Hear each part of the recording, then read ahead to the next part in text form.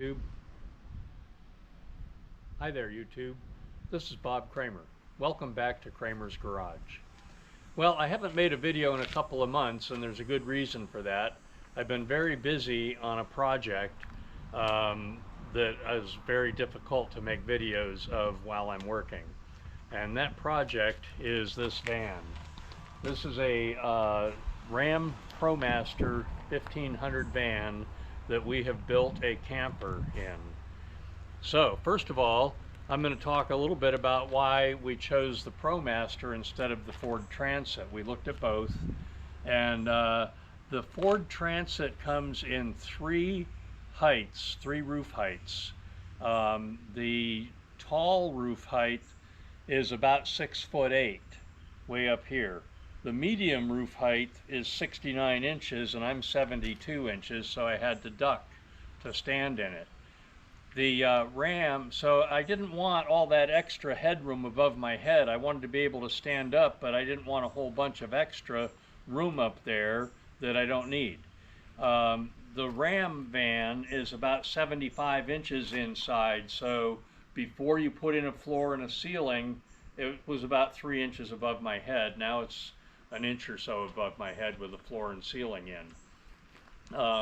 So that was the first thing. And then the second thing is the width of the van. The Ford Transit from side rail to side rail is about 69 inches, and the Promaster is 74 inches.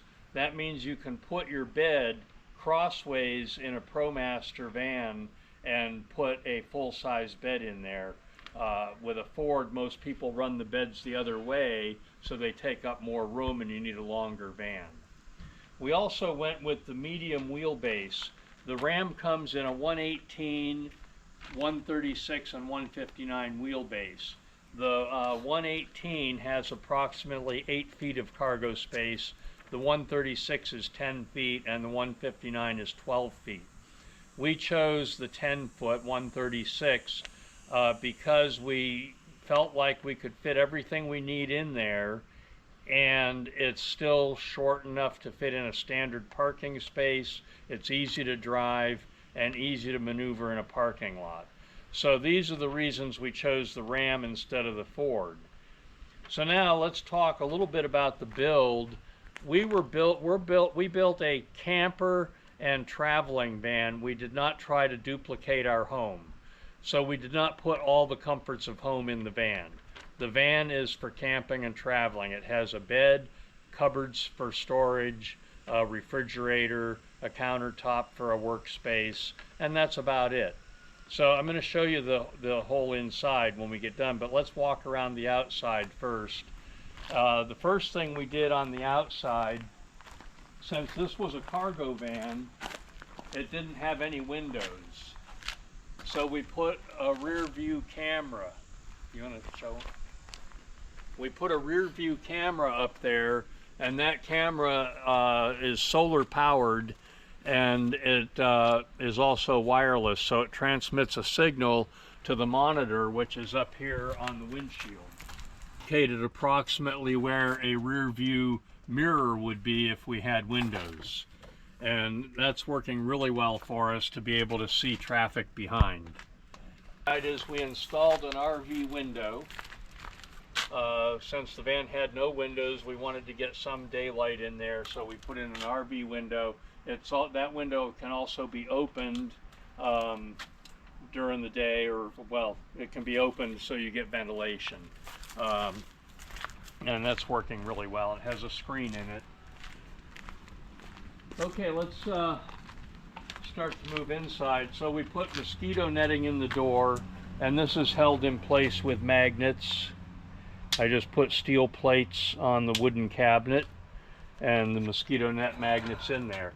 On this side, I made some steel plates that are stuck on there with alien tape, which is a two-sided tape, very strong. Well, anyways, so those are stuck to the plastic, and then there's magnets that go on there and hold the mosquito netting. So let's go inside, and the first thing we're going to look at inside is up here. We put in a roof vent fan, and that works really good as far as just moving air. Turn it on. So, and it has lights built in. So that works good moving air. However, it's in the wrong location. The only flat spot on the roof is right here. So that's where almost everybody puts the van. I watched a bunch of videos. Everybody puts the fan here.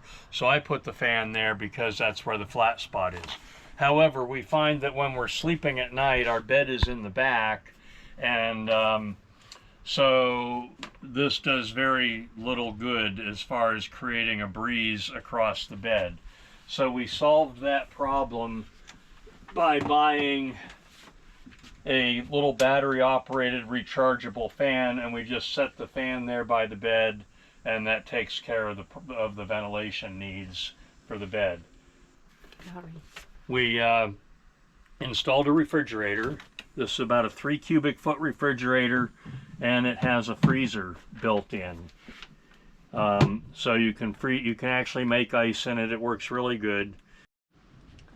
Okay, for the electrical system, we put in a 100 amp battery.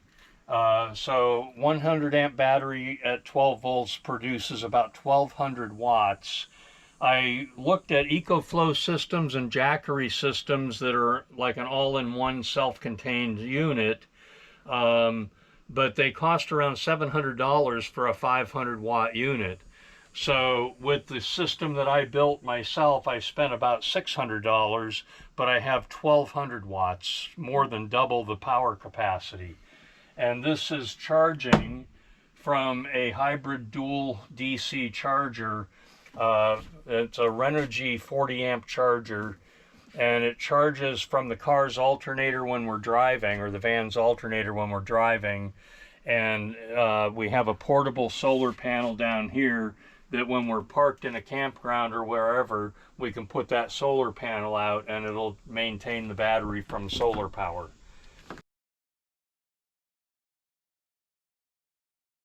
Okay, and then I put switches over here. So this turns on the house power, and right here we have our USB chargers, and we have a 12 volt outlet here, cigarette lighter style outlet, and a voltmeter telling us what the charge of the battery is. And that's got its own on-off switch. And then there's a switch here to turn the refrigerator on, and the refrigerator's now on. And we can see the temperature is 92 degrees. Ooh, that's so hot. But anyway, it'll cool down pretty quickly. I have it set at 42, and it cools down pretty quickly. And then we put in dome lights in here. So these are just push button lights. And then over here above the bed, we put in a reading light. And there's one on both sides. And then we put in these, well, let's talk about the ceiling first. We made a cedar ceiling, and I put a 1-inch foam board insulation above the ceiling, so that helps a little bit with dissipating heat and keeping it cooler in here. But anyway, the cedar ceiling gives a very subtle cedar smell all the time, so when it really keeps the van smelling nice. And then the rest of the cabinetry is all made out of maple plywood and pine lumber. And we didn't completely cover everything. There's still metal in the van. I mean, it's still a van. It still has metal work. We covered some of it, but not all of it. So anyway, we've made a cabinet here for the electrical. We put a shelf up here that we can put any kind of knickknacks on. I put a railing on the shelf so things don't fall off. These cupboards,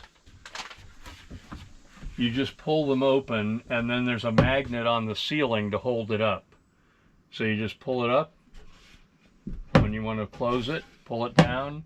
And all these cupboards are just held together with, or held closed with magnets.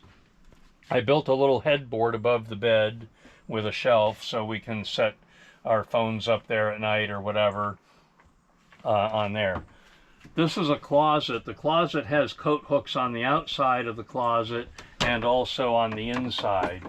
And this closet is designed to be able to put motorcycle helmets in. We currently have a backpack and a jacket in there.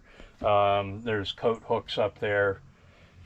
And I put a basket down here. All the bungee cords and tie down straps and things are in there. So that's the closet.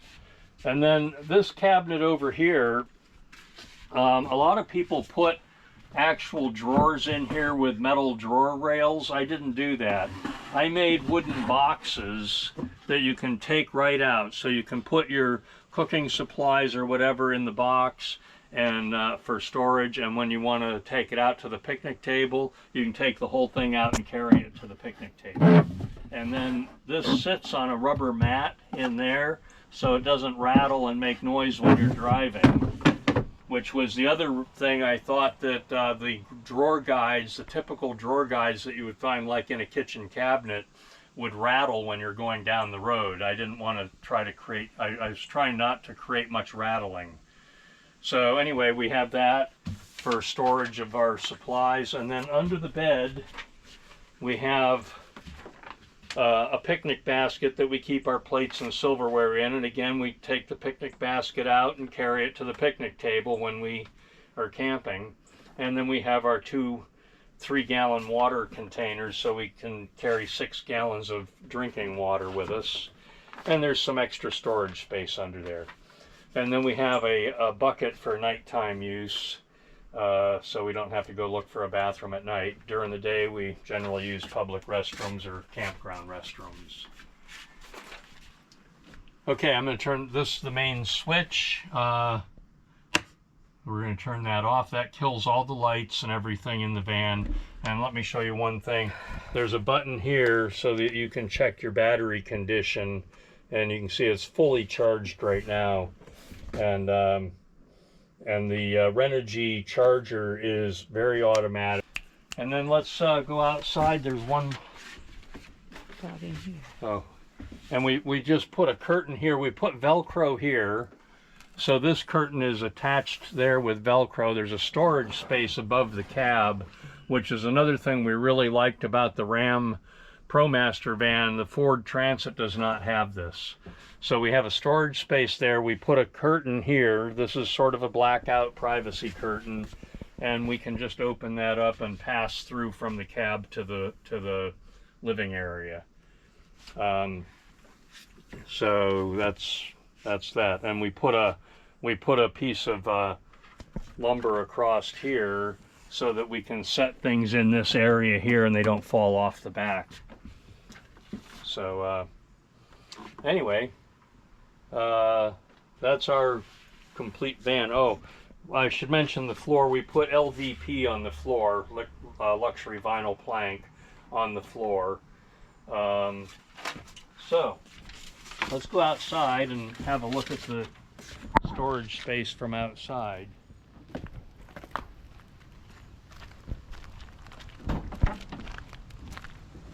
These doors can be opened all the way around like that. That's a 270-degree door opening. So you can open it. And we have a large storage space. So under the bed, the storage space under the bed is divided. There's a wood divider in there that divides interior storage space from exterior. So out here, we just have a cooler in here, and then back in there we have a folding table and chairs and stuff like that. And then I made this big wooden box, and virtually all our additional camping supplies fits in this box. And I made compartments to store propane cylinders, because we use propane cylinders for our cooking. So anyway, that's a custom-made box just to fit that space, and it's made to carry all our gear. So anyway, that's our camper build. Would you show a big overview?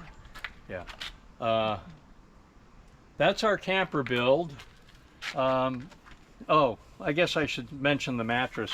We just put in a 3-inch RV mattress, 3-inch thick memory foam RV mattress, and underneath that I put a 1-inch thick foam mat. So this is basically a foam rubber gym mat, 1-inch thick of dense foam, and then the RV mattress is pretty comfortable, actually, and the bed can be folded and gotten out of the way. If I needed to put cargo in here, I can fold the bed out of the way. The RV mattress will fold right into it, and then that partition, once the bed's folded, that partition can be removed, and I can actually slide a full sheet of plywood in there still if I ever needed to. Hopefully I'm done with construction and I don't need any more plywood. Since Alicia and I are both cyclists, we needed to have a way to transport our bikes, and we preferred to have them inside the van when we're traveling. So we created a little system to hold bikes.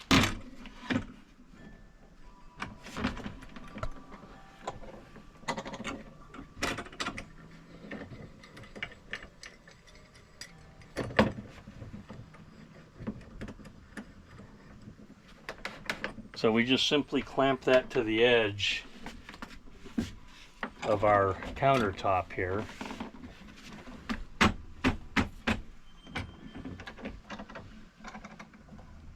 Like that. Sometimes we use mountain bikes with disc brakes, so I had to put a notch here to accommodate the disc brake on a mountain bike. On a road bike, don't need it. But anyway, I'm going to go ahead and show you how we put a bike in it.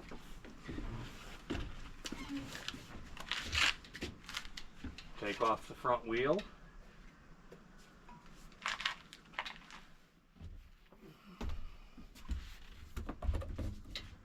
And we just simply set the bike fork up in there, clamp it like that, and that bike is nice and secure.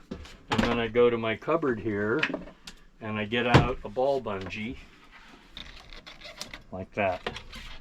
There. And that bike is secure, the wheel's not going anywhere, the bike's not going anywhere. And Alicia's bike fits right alongside, so both of our bikes fit right in here. And so that's what we're doing to carry bikes. And when we park in a campground, we can take our bikes out and lock them up with a cable lock. Anyway, so let's talk about the time and the money. It took me 2 months to build this, and I was working on it like it's a job for 2 months. And I spent about a little over $3,000 building this.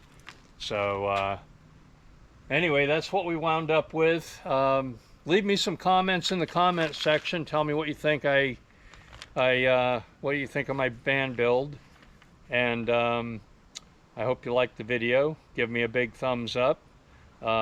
If you liked the video, subscribe to my channel, and I'll try to show you some more videos about the van in the future and about our adventures in the van. And also I'm going to go back to working on motorcycles too. So anyway, thanks for watching.